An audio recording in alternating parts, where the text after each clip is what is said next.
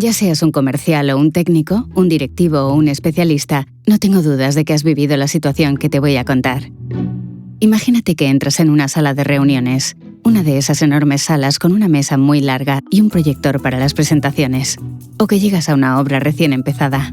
Una persona se te acerca y te tiende la mano. Te dice: Daniel Fernández Arroyo, Oficina de Proyectos. Luego llegan otras personas. Das la mano a 4 o 5 personas diferentes. Mientras tanto, intentas reorganizar tus pensamientos sobre qué hacer o miras a tu alrededor para ver si ha llegado tu compañero de trabajo. Y por fin empieza. El primero en tomar la palabra es el que se ha presentado. Ahora te pregunto, ¿recuerdas su nombre? Tal vez no. Estarás pensando que se te da fatal recordar los nombres o que te han engañado y que esto no ocurriría en la vida real. Ambas razones pueden ser válidas, pero merece la pena profundizar un poco más y entender por qué oír lo que nos dicen y escuchar realmente son dos cosas distintas. Una diferencia en la que intervienen los mecanismos de nuestro cerebro, nuestra cultura, la forma en que nos educaron y mucho más.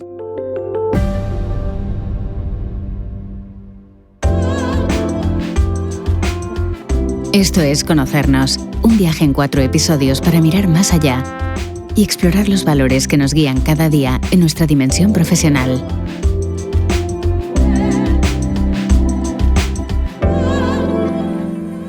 Conocernos es una serie podcast de Cora Media, promovida por Tesia Group.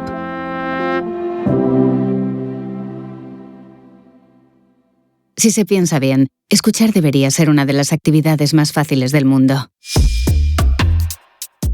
Basta con dejar que el sonido de la voz de otra persona entre en nuestros oídos y ya está.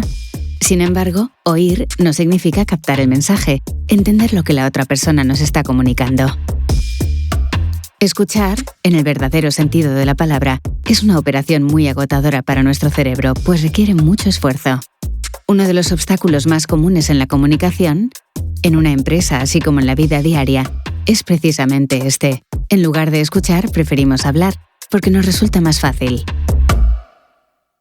Lo confirma Nicola De Pisapia, profesor asociado del Departamento de Psicología y Ciencias Cognitivas de la Universidad de Trento, en Italia. A pesar de que hablar es una de las actividades más complejas para nuestro cerebro, escuchar es más difícil. La razón es que cuando hablamos, nuestro cerebro ya sabe lo que quiere decir, conoce el contenido del mensaje, mientras que cuando escuchamos, se nos pide que hagamos suposiciones, que nos pongamos en el lugar de la otra persona, que cambiemos nuestro punto de vista. Y esta incertidumbre nos cuesta esfuerzo. Por lo tanto, escuchar no es tan fácil como parece, requiere práctica. Un poco como hacían los alumnos de la escuela pitagórica del siglo VI a.C., que tenían que guardar silencio durante mucho tiempo.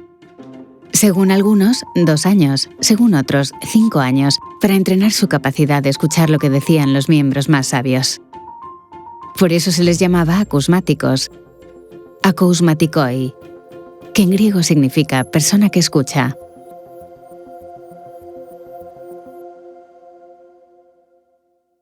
Hoy estamos muy lejos de los principios de la escuela pitagórica. Si prestas atención, cuando somos niños, entre las primeras cosas que nos enseñan es a hablar, no a escuchar. Sin embargo, si somos tan buenos hablando, si nos resulta tan fácil, ¿por qué nos cuesta tanto comunicar? ¿Cuántas veces en el trabajo nos decimos, deberíamos comunicar más? Si hubiéramos compartido esta información, no habríamos cometido ese error, etc. ¿Y cuántas veces se ha resuelto la situación después de habernos hablado, quizá durante una larguísima reunión de alineación con los demás equipos? Probablemente muy pocas. Esto es algo que te sorprenderá. A veces hablar no ayuda. O mejor dicho, no es suficiente. Es como cuando quieres hacer un pastel y te falta un ingrediente clave como la harina o los huevos. Ahora bien, seguro que conoces una receta infalible para preparar un pastel delicioso sin harina ni huevos, pero cuando se trata de comunicación, hablar no basta. También es necesario escuchar, practicando lo que se define como escucha activa, es decir, participativa, atenta, orientada a comprender realmente a la otra persona y su mensaje. Es decir, no solo las palabras, sino también lo que se dice explícitamente. ¿Y cómo se escucha activamente? Con algo que todos llevamos dentro, porque forma parte de nuestro bagaje desde que nacemos y que además podemos ejercitar. Es la empatía, una capacidad muy importante en el ser humano y de hecho en todos los mamíferos. Podemos definir la empatía como la capacidad de reconocer y compartir las emociones de otra persona. Es así que si nos encontramos ante alguien que tiene miedo, la empatía nos permite sentir ese miedo en nuestro interior. Esto también es válido para las emociones positivas. Te habrá sucedido de ver gente reír a tu alrededor y echarte a reír sin saber por qué. Sin embargo, nuestras emociones no se transmiten automáticamente a los demás. Pues entonces, ¿cómo funciona la empatía? Es un proceso que necesita inputs, señales que interpretar. Nicola de Pisapia pone como ejemplo el movimiento del cuerpo o de las expresiones faciales que todos hacemos sin darnos cuenta cuando sentimos una emoción determinada. Estas señales son recibidas y decodificadas por quienes nos observan, desencadenando en ellos una reacción empática hacia nosotros. Una reacción que en cierto modo también se produce en el cerebro. Algunos estudios han demostrado que cuando empatizamos con alguien, se activan en nuestro cerebro las mismas regiones que están activas en el cerebro de la persona que experimenta esa emoción. Estamos hablando de emociones, de conexiones cerebrales. Pero quiero hacer un poco de abogada del diablo y plantear una pregunta. Si la empatía puede ser una capacidad muy útil en la vida, ¿también aporta beneficios concretos en el trabajo? Es una pregunta legítima e intento dar dos respuestas diferentes. La primera se refiere a nuestro bienestar general. Trabajamos alrededor de 40 horas a la semana, por lo que compartimos más o menos un tercio de nuestros días con compañeros de oficina, de taller, de viajes. Una vida que no solo se compone de actividades estrictamente laborales, sino también de charlas junto a la máquina de café, anécdotas personales. La empatía nos permite mirar bajo la superficie, ver a la otra persona más allá del cargo que ocupa y tal vez descubrir nuevas conexiones. La segunda respuesta, en cambio, está más relacionada con el trabajo en el sentido estricto. Imagina que estás en medio de una negociación con un cliente. Le estás proponiendo una solución que te parece perfecta para sus necesidades y estás tan convencido que ni siquiera te viene la duda de que al cliente no le parece adecuada. Y más tarde, si el acuerdo no se firma, no consigues explicarte qué ha pasado. En este caso, la empatía podría haberte echado una mano para entender ciertas señales. Por ejemplo, cuando el cliente dijo, primero tengo que hablar con los técnicos. Quizá quería decir, no creo que sea la solución adecuada para mí, pero no lo diré abiertamente para no ser descortés. En otras palabras, la empatía puede ayudarnos a descifrar el mensaje siempre que la utilicemos con precaución. Por ejemplo, si estás ante una persona muy enfadada y frustrada y fueras excesivamente empático, correrías el riesgo de dejarte influir demasiado por su emoción, y esto sería contraproducente para ambos. ¿Cómo encontrar un equilibrio? Para Nicola de Pisapia, es necesario combinar la empatía con una competencia menos emocional y más cognitiva, lo que se denomina toma de perspectiva, es decir, mirar las cosas desde el punto de vista de la otra persona. Un ejemplo clásico es el del jugador de ajedrez, que antes de mover una ficha trata de comprender cómo responderá su adversario y qué contrajugada puede hacer.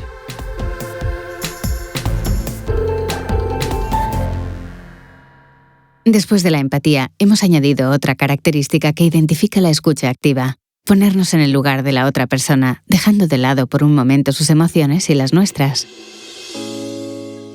Dicho de esta manera suena muy difícil. Sin embargo, en realidad, podemos utilizar técnicas que nos ayuden a hacer un juego de equipo. Una de las más sencillas y eficaces es la paráfrasis, es decir, resumir con nuestras palabras lo que ha dicho la otra persona para asegurarnos de que realmente hemos entendido el sentido de sus palabras. Imagina que te han encargado un proyecto, por ejemplo, un estudio de viabilidad para llevarlo a cabo con un grupo numeroso y heterogéneo de compañeros. En un mundo ideal, todos se llevan bien con todos, se mueven a la misma velocidad, las responsabilidades individuales están claras. Pero en el mundo real suele ser muy diferente. Con algunos compañeros uno se lleva bien enseguida, mientras que con otros es más difícil. Ponernos en el lugar de los demás, en las situaciones cognitivas, como sostiene Nicola de Pisapia, puede ayudarnos a comprender por qué no comparten nuestro análisis o encuentran defectos en nuestra propuesta. Y podemos hacerlo precisamente parafraseando, es decir, reformulando lo que se nos comunica. Es suficiente con un «o sea que estás diciendo que» o «si te he entendido bien, tú piensas que...». La paráfrasis tiene un enorme poder, más bien tiene 3. En primer lugar, muestra a la otra persona nuestra apertura hacia ella. Después nos permite comprobar si realmente hemos entendido sus palabras. Y por último, invita a la otra persona a hacer lo mismo. El punto central es precisamente este. ¿Cómo trabajar en equipo si no nos entendemos? Ahora probemos a añadir otra herramienta, a menudo subestimada, que puede mejorar la comunicación, especialmente cuando existe una relación jerárquica, como la de un directivo y los miembros de su equipo. Se trata del silencio. Esta afirmación no debería sorprenderte, ya que comenzamos este viaje remarcando que a veces hablar no sirve para nada. Por supuesto, no me refiero a esos silencios hostiles que levantan muros entre las personas. Me refiero a un silencio activo, alentador, que deja un espacio para que los demás se expresen y, por qué no, también para que se quejen si fuera oportuno. A nadie le gusta que le digan lo que está mal, sobre todo si la crítica viene de uno de los nuestros, de un jugador de nuestro equipo. Pero intentemos pensar cuántas veces el simple hecho de manifestar nuestro malestar nos ha hecho sentir mejor. Tal vez nos sintamos un poco abrumados por los numerosos plazos ajustados. Basta que nos encontremos con nuestro jefe en el pasillo para que nos pregunte ¿cómo andan las cosas? Y aprovechemos para desahogarnos. Cuando volvemos a nuestro puesto de trabajo, desde luego no hemos resuelto el problema. Los plazos siguen ahí, inalterados en nuestro calendario, pero haber sido escuchados nos hace sentir más ligeros. Esto sucede porque el desahogo permite que esa emoción se exprese, siga su curso hasta alcanzar su punto álgido y luego se desvanezca. Se trata de un proceso muy útil en situaciones, por así decirlo, sencillas. Pero Nicola de Pisapia nos recuerda que desahogarse no puede ser la única manera de tratar las emociones negativas, sobre todo si son expresiones de un malestar constante. En ese caso, desahogarse puede ser incluso contraproducente. Y en su lugar hay que trabajar más sobre el origen de la emoción negativa. Si una frustración es recurrente, hay que actuar a un nivel más cognitivo, tomando decisiones diferentes o cambiando de perspectiva para resolver el problema de raíz. Hablando de perspectivas de cambio, hay un aspecto de la vida empresarial que requiere un gran esfuerzo en este sentido. Te lo contaré con una metáfora deportiva, tomando prestadas las palabras de Julio Velasco, el entrenador argentino que acaba de ser nombrado comisario técnico de la selección italiana femenina de voleibol y que llevó al equipo masculino a un éxito sin precedentes a principios de los años 90. Cuando se le pregunta cuál es el secreto del trabajo en equipo, responde: es fundamental tener clara la diferencia entre grupo y equipo, porque muy a menudo tendemos a confundir estos dos términos. Un grupo es una suma de personas que hacen cosas juntas, como una clase en el colegio. La diferencia fundamental es que un equipo necesita objetivos claros, una forma consciente de jugar y roles establecidos.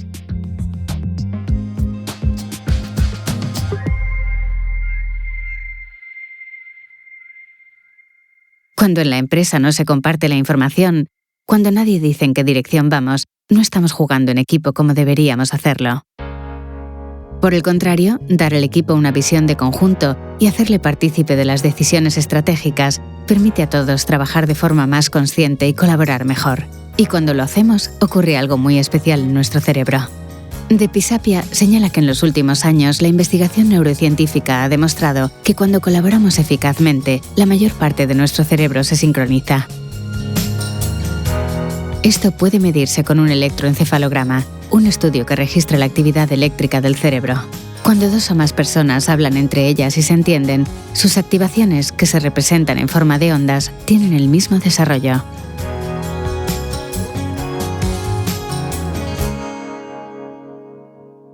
Hemos hablado de la comunicación eficaz en el entorno laboral. Sin embargo, no olvidemos que su poder no se agota cuando volvemos a casa.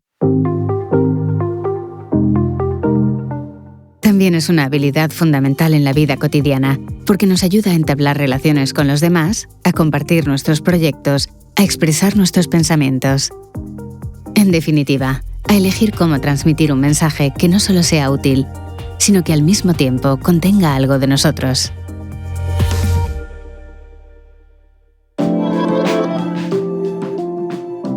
Conocernos es una serie podcast de Cora Media, promovida por Tessia Group.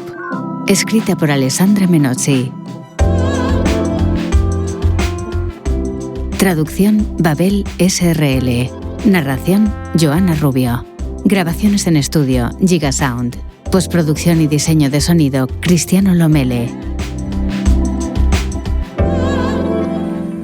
Productora principal Monia Donati. Editor Graziano Nani.